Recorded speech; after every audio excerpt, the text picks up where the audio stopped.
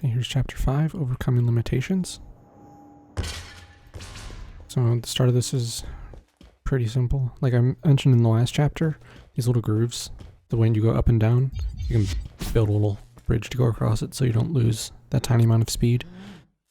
When you come up here, you can do this in one triangle if you put a point out there in the middle of these 4 light colored squares here. And just one point over here at about eye level, and one a little bit lower than that. I think this point might have been too low. Or might have just jumped bad. It's probably that.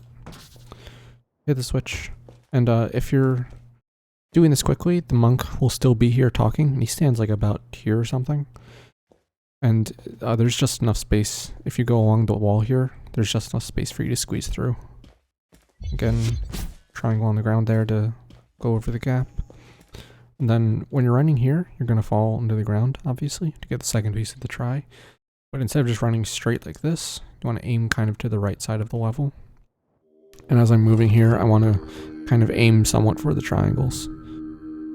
Because, you know, like I mentioned in one of the previous videos, you slow down the closer you get to the try.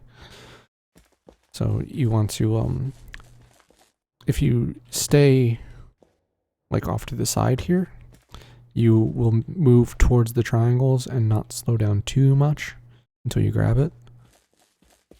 So yeah, another tiny time save that in these early levels, that kind of stuff can add up. But it's not a big deal if you don't get it or don't go for it. It's fine. So then when you're in here, just come straight up here.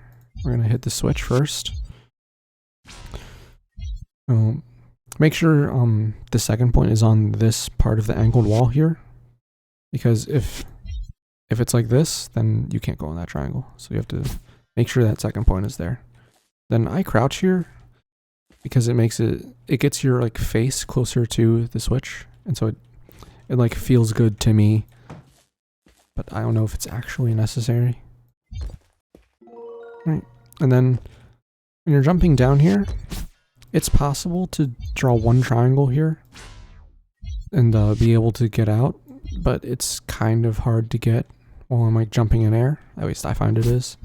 So I usually just draw two triangles anyway. It's not a big time save, but it's something you can go for if you would like to. And the final one, a small time save here is that when you get up to this point and you're running over this ledge and your gravity is about to change, if you kind of press control, you can see I only flipped up a little bit onto like this ledge and not all the way up here. And so you get your feet on the ground and get your movement back sooner than before. And that's generally true whenever you're going over a ledge like this and your gravity is going to change. If you like kind of pump control to crouch, that helps. And then jump back down. And I'll always delete the triangle that's on the ground here, because sometimes you might like land on it and your gravity changes, and then you move off of it and your gravity changes again, and it just is really awkward. So then there are 2 strats for this part, and I'm going to show you both, and I think it's important to know how to do both, but you'll probably do the boxes because it's easier and just generally more consistent. Right, so first triangle on the middle here, and second one there. Grab the box.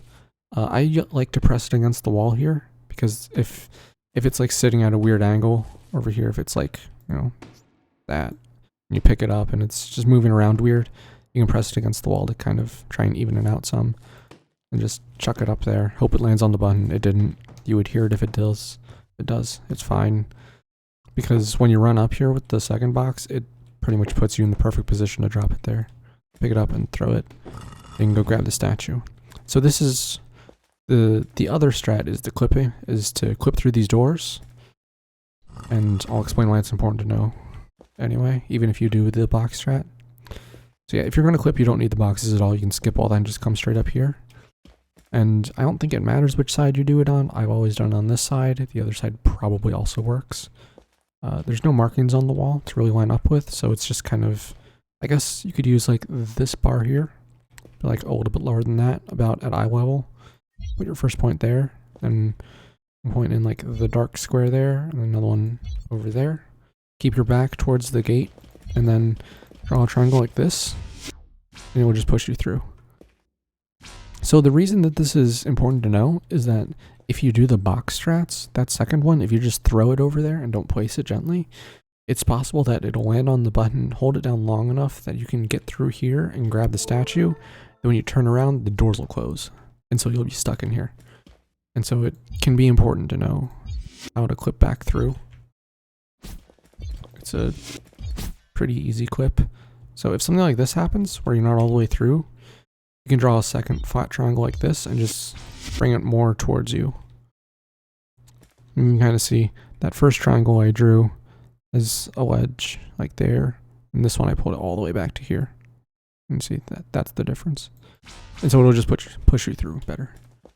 And then on the way out, very tiny thing here, is I run at this ledge to like kind of bump into it, and then it makes you drop just straight down, which helps make you be slightly faster going into the ultra room. And then that's all of that chapter.